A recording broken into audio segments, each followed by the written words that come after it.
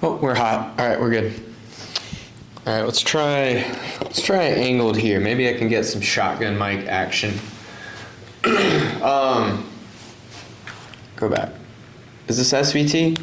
Management of tachycardia. So yeah, originating in the atria.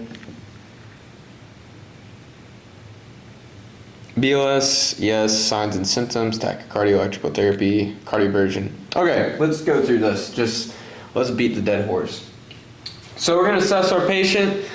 How do we assess them? For heart rhythms, obviously, all right, well, BLS before ALS, so ABCs, and then we are going to, let's say we look at the 12 lead, and we see tachycardia over 150. Okay, so we're gonna identify and treat the underlying cause of this. We're gonna maintain our patient's airway, cardiac monitor, identify blood pressure, pulse ox, oxygen, hypoxemic, we want to give them oxygen, trying to get to the point of here. Persistent tachydysrhythmia. Okay, so we could be unstable or we could also be stable.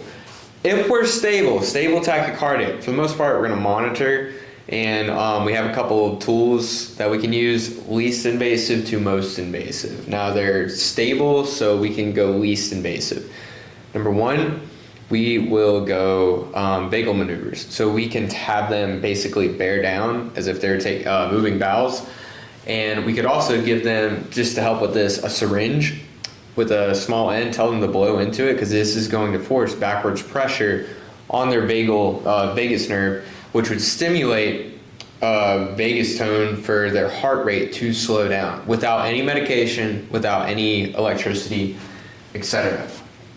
I'm not even seeing that here. Oh, yeah, down here. So persistent, what's causing it? They could have hypotension, so BP low, heart's compensating. Signs of shock, they have not enough blood in their system. It could be cardiac shock, it could be hypovolemic shock, it could also be neurogenic shock. Ischemic chest discomfort, they feel pain, but not necessarily infarct yet. Acute heart failure could be that, and accurate altered mental status, that's bad. That's unstable. We're gonna see if it's wide or not. If it's not wide, we're gonna do IV access, 12 lead, vagal maneuvers, like I just talked about. Adenosine, we're gonna consider. I guess you could just do adenosine if you wanted to, but we might not need that yet. We could do beta blockers or calcium channel blockers as well. Or consider expert consult. All of these are gonna consider expert consultation at the end. Synchronized cardioversion. So if we're gonna cardiovert somebody, we're going to consider sedating them with RSI.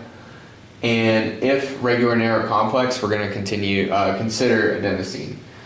Now, if they have wide QRS, they actually have wide QRS, then IV access 12 lead, consider adenosine only if regular and monomorphic. So we need to see the same morphic QRS complexes happening throughout. If it's all over the place, we don't want to go the adenosine route.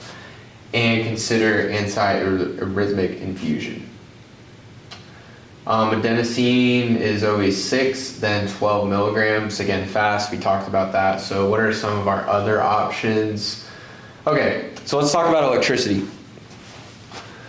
If they have a narrow regular, we're gonna do 50 to 100 joules. If it's narrow and irregular is irregular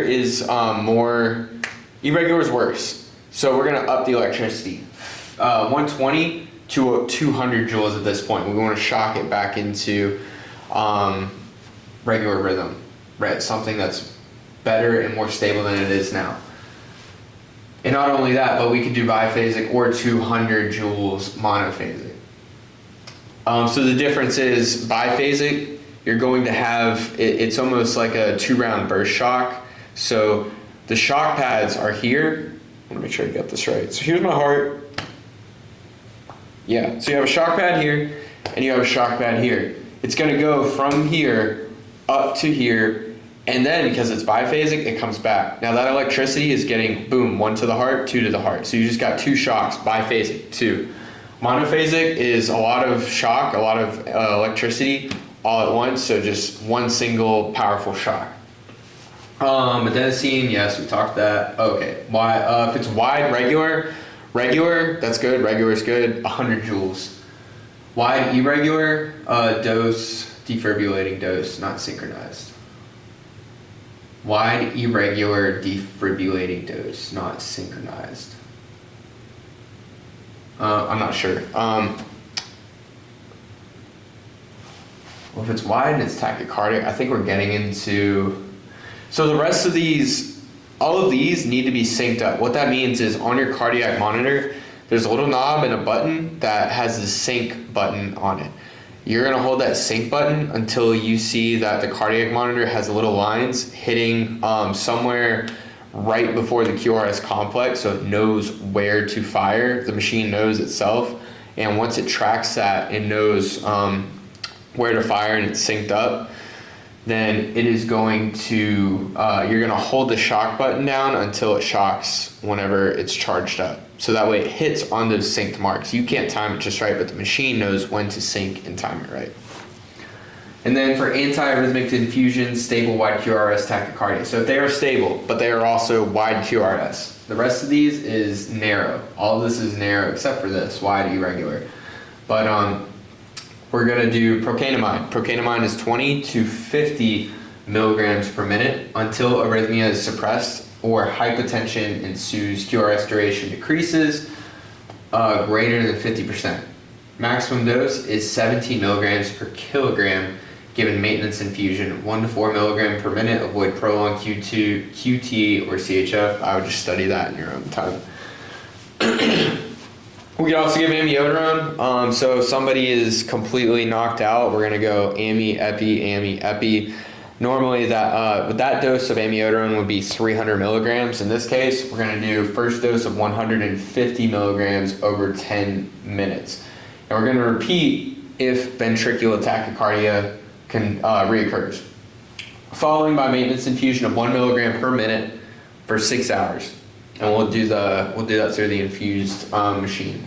Solutol, just flat, 100 milligrams over 5 minutes. Avoid if there's prolonged QT.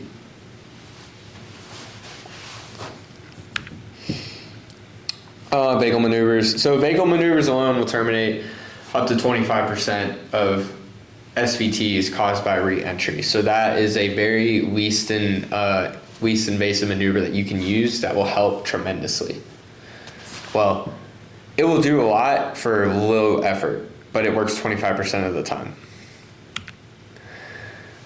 So you have different types. You have the Valsalva maneuver, the one where they blow into the syringe, and then you have carotid massage. You could just choke somebody. Here you go, carotid massage. So you're going to carotid sinus massage, apply pressure 5 to 10 seconds. Adenosine and vagal maneuvers are ineffective and the patient has a narrow QRS tachycardia and remains stable. Administer the IV site closest to the patient's heart, so that's why we want to give it AC and slam it. We're going to follow that with 20 milliliters of saline solution to flush it and make sure it gets all the way there. And then we're going to be prepared for a moment of asystole. They're going to drop dead for a second and then come back. The heart's going to stop. If the first dose of adenosine is unsuccessful, then we are going to administer a double dose of adenosine and administer it again in 1 to 2 minutes. So 12 milligrams now instead of 6. If needed, repeat the dose again in 1 to 2 minutes. If adenosine does not convert the rhythm, rapidly transport the patient to the medical facility. I mean, we should be on the way anyway. If at any time the condition of the patient with SVT becomes unstable, you should move to the unstable arm of tachycardia algorithm. So cardioversion is indicated for SVT associated with severely compromised cardiac output. Sedate the patient. If performing cardioversion on a responsive patient. Benzodiazepines are commonly administered for sedation, so you got a couple of options there. You got fentanyl and you have ketamine. To properly perform cardioversion, refer to the skill drill, blah, blah, blah. And if we give too much benzodiazepines, we have Flumazil. Well, actually, we don't in our protocol because you can easily mess that up and mess somebody else up. We have pre-excitation, the delta wave, and you would see this in both Parkinson-White syndrome and low Gangon-Levin syndrome. So it refers to early depolarization of the ventricular tissue by means of accessory pathway between the atria and the ventricles. The most common pre-excitation disorder is Wolff-Parkinson-White syndrome, characterized by a short PRI, less than 0.12 seconds, and non-specific ST T-wave changes. A widened QRS complex could also have the appearance of a delta wave on the ECG. Low Gangon-Levin syndrome also causes pre-excitation in ventricular tissue. It's characterized by a short PRI, a normal QRS duration. Patients with Wolff-Parkinson syndrome and low Gangon-Levin syndrome are susceptible to tachydysrhythmias. Care for a patient of either of these syndromes include seeking advice from a physician, basing treatment on the gravity of the patient's instability of the QRS complex width and ventricular rhythm regularity, ensuring that you do not administer medication that slows or blocks conduction through the AV nodes. So we do not, I think atropine we don't want to give for sure. Yeah. Atrial fibrillation. So this is where our QRS is. You can tell where it's at. You can see our T wave. But if you look for our P wave, we're having a little bit of an issue there. It's kind of jagged and all over the place because it is fibrillating. It's not a solid pump. It is fibrillation. So it looks jagged except for the QRS, which is how we know that at least it is not happening in the ventricles. Whether it's happening in the AV node or not, hard to tell, but you can see electrical activity is happening all along this line, which would be atrial. The atria no longer contracts, but instead fibrillates or quivers. With no organized contraction, the cells in the atria depolarize independently rather than in response to the SA node impulse. Okay, so, well, yeah, sinus node. Result in a fibrillating or chaotic baseline, which is what that looks like. So there's no visible P wave, no PRI to measure, irregular appearance, and QRS complex is nice and tight at 0.11. QRS stays the same. Common rhythms in older adult patients, they can be stable at this rate and have regular AFib. Increased risk of stroke because the blood within the fibrillating atria tends to clot if it's not moving anywhere. Stable but symptomatic patients may be prescribed anticoagulant medication such as Coumadin or warfarin. Could also receive calcium channel blockers, digoxin, or beta blockers. Unstable patients may need synchronized cardioversion. Pre-hospital treatments of atrial fibrillation is uncommon in stable patients. Atrial flutter. This one can be hard to confuse with atrial fibrillation and some of the rhythms that were given in our book, but the distinction is the sawtooth, as you can see.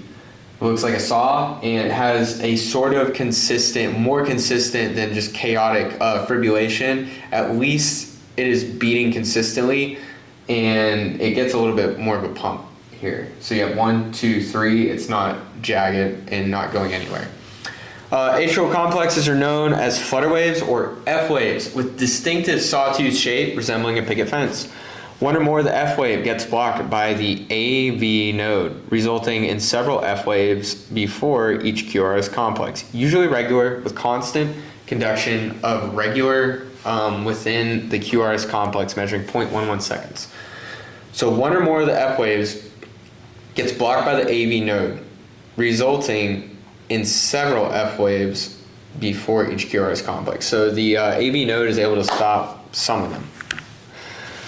Can degenerate into atrial fibrillation, and patients are often prescribed anticoagulant medication because they have the same risk of thromboembolism such as that with AF. A beta blocker or calcium channel blocker may be administered in stable symptomatic patients. Synchronized cardioversion could be necessary if they become unstable. Pre-hospital treatment is uncommon in stable patients. And you have your wandering atrial pacemaker. So the pacemaker moves from the SA node to various areas within the AV junction. The rate is usually 60 to 100 beats per minute. We know that with a lightly irregular rhythm and slightly irregular rhythm, and R to R intervals based on the pacemaker site for that particular complex. An upright P wave precedes each complex, as you can see here. However, the P wave shapes may vary, indicating multiple sites of origin. So because these P waves don't look the same, it's firing off at different areas of origin. Wandering atrial pacemaker. Characterized by PRI at 0.12 to 0.20 seconds, and QRS nice and tight at 0.11. It is seen in children, older patients, and athletes. Treatment is indicated in the pre-hospital setting only if dysrhythmia is associated with a slower rate and patient is symptomatic. Treatment would be the same as symptomatic for sinus bradycardia. Sinus bradycardia, so atropine if unstable maybe. Multifocal atrial tachycardia, MAT. So multiple ectopic sites within the atria depolarize different but rapid rates, characterized by a rate of more than 100 beats per minute. A tachycardic wandering atrial pacemaker with an irregular rhythm and R to R interval that vary based on the site of the pacemaker. So there is an upright P wave preceding the QRS complex, but the P wave may vary, indicating multiple sites of origin. How's that different from what I just said? Wandering? Okay, so you could have the same thing. Here we go. Characterized by PRI of 0.12 to 0.20 seconds, that's normal. QRS nice and tight, 0.11, that's normal. May not be visible if MAT increases more than 150 beats per minute. So most often seen in patients with significant lung disease, pulmonary hypertension, coronary disease, valvular heart disease, hypomagnesia. Also seen in patients undergoing theophylline therapy. Treatment is not usually in the pre-hospital setting, and the therapies for SVT are generally ineffective for MAT. So, yep, you can see your atria right here firing. That's weird. That's the same. That's weird. That's kind of weird. That's not even there. So you see there's multiple points of origin that are firing. MAT. Rhythms originating in the AV junction. So the AV junction should take over if the SA node fails to initiate an impulse. It is your second line of defense, and its intrinsic rate is at 40 beats per minute. Junctional rhythms normally have a rate of 40 to 60 beats per minute. An impulse generated in the AV junction travels down into the ventricles and up towards the SA node. This leads to three possible circumstances in which the QRS appears normal. If the impulse begins to move upward through the atria before the other part enters the ventricles, an upside down P wave will follow, followed by immediately by the QRS complex, which looks like this.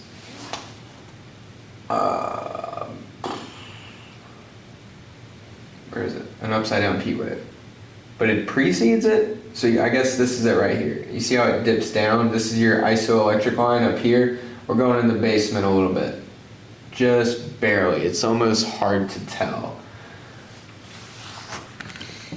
So if the impulse moving upward through the atria before the other part enters the ventricles at an upside down P wave will show, followed immediately by the QRS complex. So you have firing electricity going the direction, so this is your heart. Starts up here, SA node, AV node, ventricles. We know that.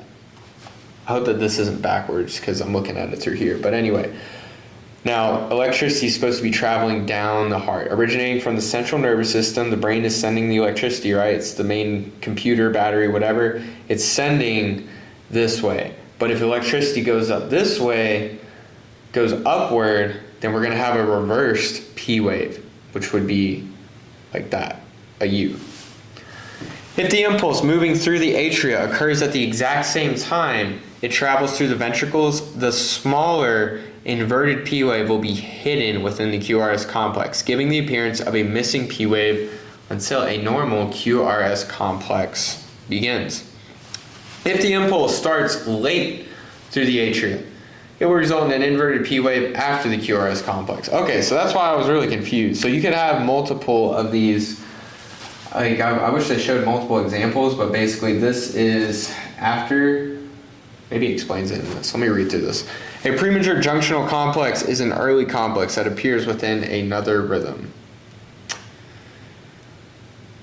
I feel like we should have more pictures than this. The rate depends on the underlying rhythm and whether it's irregular. The P wave, if present, will be inverted, may either precede the following QRS complex characterized by your PRI interval, your PRI, if present, less than 0.12 seconds. If the QRS complex measures 0.11 or less, can be caused by many of the same factors that cause premature atrial contractions.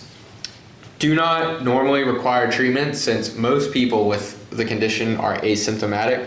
Possible symptoms could be perceived skipped beats, could be dizziness, could be other signs of decreased cardiac output, frequently with premature junctional contractions. Frequent PJCs may be a predictor of future cardiac dysrhythmias.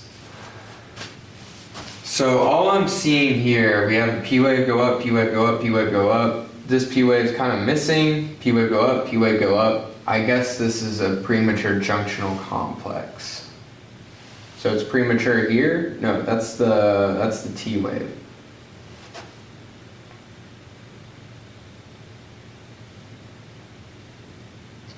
Well, it's showing us what a premature junctional complex is. Junctional escape rhythm, as we can see, what's different? There's no P wave. Also called junctional rhythm, at a rate of 40 to 60 beats per minute. Usually regular rhythm with little variation between your R to R intervals. The P wave inverted is present before the QRS. The PRI is less than 0.12 seconds. The QRS complex is 0.11 seconds or less. Often accompanies your SA nodal diseases, increased vagal tone, valvular heart disease, and inferior wall myocardial infarction. Other conditions, it can occur after resuscitation from cardiac arrest. Treatment depends on underlying cause, but may require a surgically implanted pacemaker. In the field, atropine should be considered and transcutaneous pacing may be necessary if the patient's condition is severely compromised. I don't think that went anywhere. Accelerated. Did I skip? I think I skipped. No, I didn't. We're going to stop there.